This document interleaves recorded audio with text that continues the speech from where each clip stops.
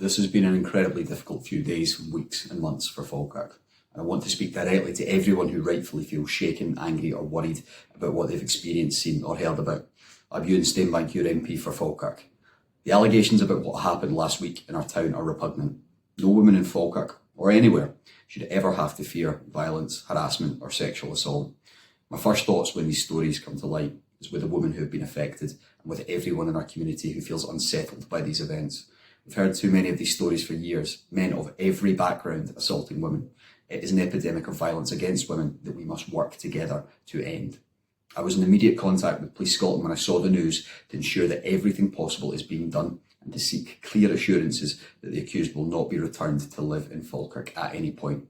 From what is publicly available, he has been and remains remanded in custody.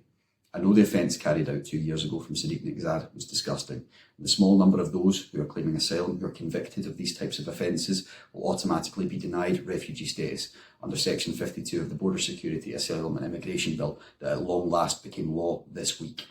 Hotels do not work as asylum accommodation solutions for the majority of traumatised, incredibly vulnerable asylum seekers, some of whom have languished there for years, nor have they ever had the support or consent of our community when the Tories imposed them on us in August 2021.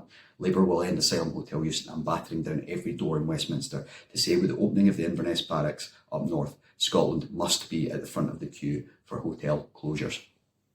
The disclosure programme that aired earlier this week did not paint our town in the light we would want to be seen in. Most people in Falkirk, completely regardless of their politics, are fundamentally decent. But several thugs have been exposed as becoming involved in our town. John Watt is not on the side of women, being exposed in the documentary as a convicted domestic abuser.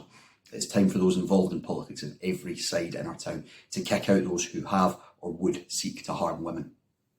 We're in the middle of the 16 Days of Activism against gender-based violence. This cannot simply be a slogan. We need tangible action to end violence against all women and girls, better education, stronger protections and a culture that sides with victims, not with those who seek to minimise or exploit their experiences.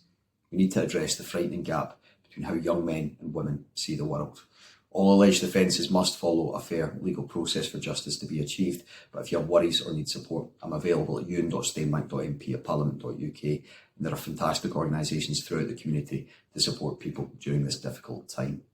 Your concern will be treated as a priority, and I will share all information I'm able to do through my engagement with Police Scotland and the relevant authorities. Falkirk is composed of strong, caring communities.